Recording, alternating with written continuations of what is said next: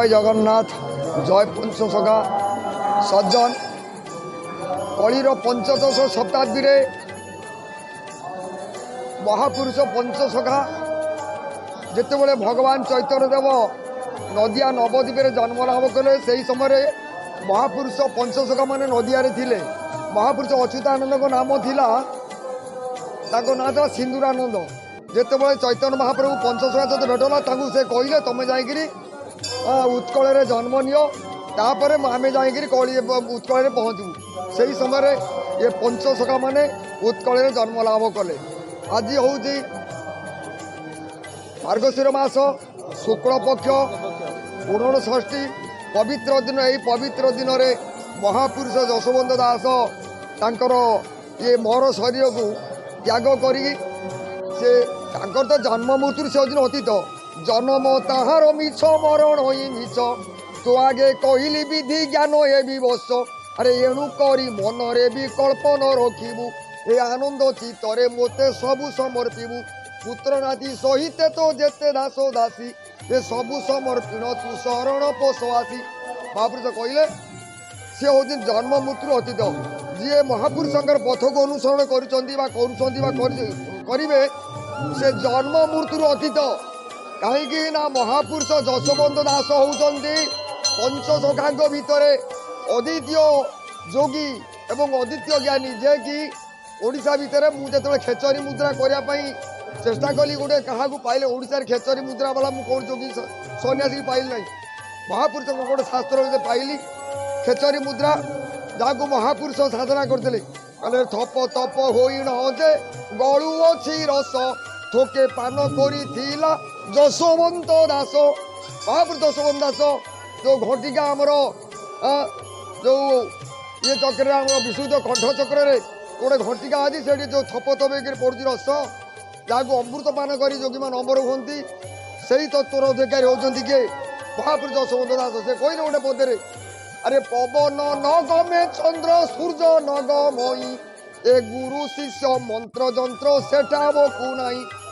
ମହାପୁରୁଷ ଯଶୋବନ୍ତ ଦାସ କହିଲେ ହେ ରାମ, ଯେଉଁ ଜାଗାରେ ଆତ୍ମା କହିଲେ ପରମାତ୍ମା ବ୍ରହ୍ମ ଯେଉଁଠି ଅଛି ସେଠିକି ପବନ ଯାଉନାହିଁ, ମନ୍ତ୍ର ଯାଉନାହିଁ।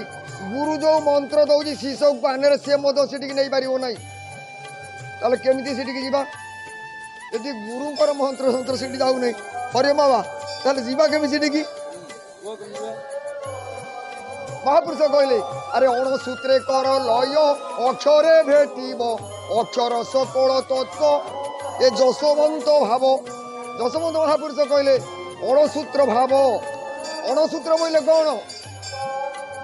ଯଦି କିଛି ସାଧନା ଥିବ, କିଛି ସାଧନ ଭଜନ କରିଥିବ, ତାହେଲେ ମହାପୁରୁଷଙ୍କର କଥା ବୁଝିବ।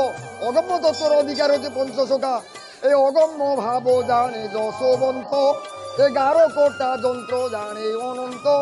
আগত নাগত অচ্যুত ভণে, বলরাম দাস তত্ত্ব বখ্যাণে। ভক্তির ভাব জানে জগন্নাথ, পঞ্চসখা এ ওড়িশা মহন্ত। ভক্ত ଆମେ ସବୁ ଭକ୍ତି କରୁଛେ, ଲକ୍ଷ ଲକ୍ଷ ଲୋକ ବର୍ତ୍ତମାନ ଦେବତା ପୀଠକୁ ଯିବା, ଯଜ୍ଞ କରିବା, ସତ୍ସଙ୍ଗ କରିବା, ଗୁରୁ କରିବା, ଦୀକ୍ଷା ନେବା। ଭକ୍ତି ଅଛି। ଯଦି ଭକ୍ତି ଅଛି, ଆମେ ଦେବତା ମନ୍ଦିରକୁ ଆସୁଛୁ, ଗଲାବେଳେ ଆମର ବାଟରେ ମୃତ୍ୟୁ କାହିଁକି ହେଉଛି? ଗାଡ଼ି ଆସିଲେ କାହିଁକି ହେଉଛି? ଏ 14 ବ୍ରହ୍ମାଣ୍ଡର କର୍ତ୍ତା ପ୍ରଭୁ ଜଗନ୍ନାଥ ତାଙ୍କ ପାଖକୁ ଯାଉଛନ୍ତି, ଫେରୁଛନ୍ତି, ବାଟରେ ଆକ୍ସିଡେଣ୍ଟ ହେଉଛି। କ'ଣ ପାଇଁ ହେଉଛି? ଇଏ ଯେଉଁ ଭକ୍ତି ଆମେ କରୁଛୁ କେବଳ ଲୋକ ଦେଖାଣିଆ ଭକ୍ତି। କେବଳ ଲୌକିକର ମତେ ଶ୍ରଦ୍ଧା ନ ଥାଇ ଅନ୍ତର୍ଗତେ। ଭକ୍ତିର ତତ୍ତ୍ୱ କ'ଣ ଲେଖିଛନ୍ତି ପଞ୍ଚସଖା? ଭକ୍ତିର ତତ୍ତ୍ୱ କ'ଣ? କାହାକୁ ଭକ୍ତି କୁହାଯାଏ? ଯେତେବେଳେ ଭକ୍ତି ହେବ, ସୃଷ୍ଟି ହେବ, ଶାରୀରିକ କ୍ରିୟାଟା କ'ଣ ହେବ? ମହାପୁରୁଷ କହିଲେ ଆରେ କୃଷ୍ଣ ଶ୍ରବଣ ମାତ୍ରକେ ଅଶ୍ରୁ ବହୁଥିବ, କୃଷ୍ଣ ଶ୍ରବଣ ମାତ୍ରକେ ଗଦ୍ଗଦେ କମ୍ପିବ, କୃଷ୍ଣ ଶ୍ରବଣ ମାତ୍ରକେ ଲୋମ ଟାଙ୍କରିବ। ଏ ଭକତଙ୍କ ଭାବ କେହୁ ବର୍ଣ୍ଣନା କରିବ, ସତ୍ୟ ଶାନ୍ତି ଦୟା କ୍ଷମା ଯାହାଙ୍କର ଭାବ। ଆରେ ପ୍ରେମ ନେତ୍ରେ ଭକ୍ତ ସଦା করে ଦର୍ଶନ, ଏ ଭକତର ଗଣ୍ଠି ଧନ ଜୀବର ଜୀବନ। ଆରେ ଏପରି ହୃଦୟ କୃଷ୍ଣଚନ୍ଦ୍ରଙ୍କ ନିବାସ। ମହାପୁରୁଷ କହିଲେ এইଭଳି ଭକ୍ତି ଯିଏ କରିବ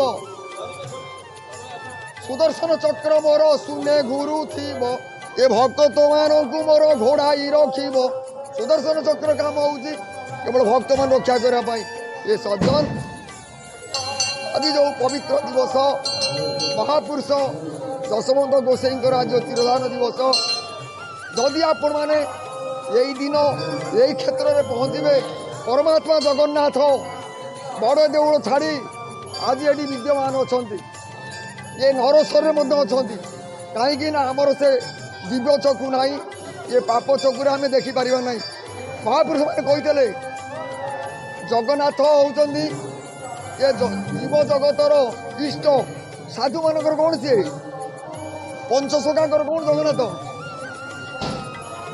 तेणु आम इष्ट बोली प्रणाम करूँ ये सन्थ जनक मित्र हरि एणु मुसंकटू धरी सन्थ जन मानकर मित्र होती भगवान तेणु पंचसखांकर सखा होती परमात्मा जगन्नाथ हे जगन्नाथ हे बलियार भुज मु जौन देह छाड़ी तू मो पाखे थीबू ये सज्जन तेणु पंचसखा कहला भली से शक्ति से ज्ञान मोर ना तेणु जदि से कृपा कर ज्ञान को किसी कह जदि से कृपा न कर पार्टी भिड़ ना मु आज महापुरुष शास्त्र 45 वर्ष कल्चर करूँ मत पठेदेले कौटी मोर जन्मस्थान रघुनाथपुर जगतसिंहपुर जिला मत पठेदेले गजपति जिला महेंद्रगिरी ये सज्जन मु आज 26 वर्ष है महेंद्रगिरी जोड़ी बाघ अहिराज पदकर नक्सलपंथी जो भगवान परशुराम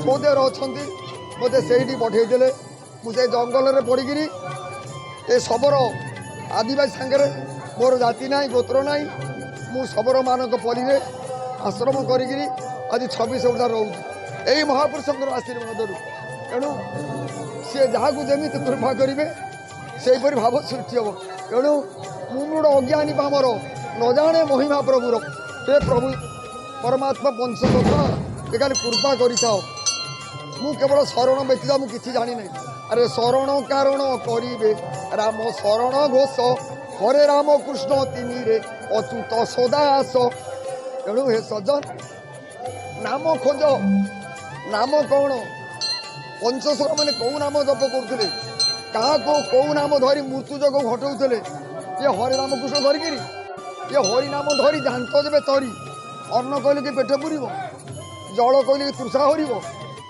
तेणु कौ नाम धरले मुक्ति लाभ करवा से नाम को खोज लिखिं महापुरुष मैंने तेणु जदि आम खोजा महापुरुष कहले अरे नाम ब्रह्म घेनी शबद फेरोई त्रय बीजे आतो जात षड़ बीज घेनी भजन करिले दया करे आदि मात जय जगन्नाथ जगन्नाथ ये सजन ये हूँ अगम्य तत्वर अधिकारी पंचसखा मु 4टाक वेद संग्रह कली 6टाक दर्शन कल्चर कली 8 पुराण जेते शास्त्र सहस संख्यार शास्त्र कल्चर कर पाठ कली पंचसखा जहाँ लिखिं उपरको वेदबद्ध वर्णना करना गोटे श्लोक महापुरुष लिखिं नाम ब्रह्म तालुम च नाम ब्रह्म सदाश्रित भूल्लतायान द्वय मध्य काम बीज स्वरूप तारो नाशा दंड चकु कुंडली तुंड जंच अथर्व अर्धमात्र बिंदु बिंदु च शून्य ब्रह्म ये गोटे श्लोक महापुरुषंकर सृष्टि स्थिति प्रलय ये सज्जन आउ विशेष किसी कहूना तेणु ये जो गोसाई महापुरुष बसती से मोर आराध्य देवता मोर इष्ट मोर गुरु पंचसखांकर फलस मु से मोर गुरु तेणु जहाँ से कृपा कर जहाँ कहते ये से कथा ये पार्टी पटे बाहर तेणु मु बोली मुई कहूना कहते अच्छी जय जगन्नाथ जय जगन्नाथ।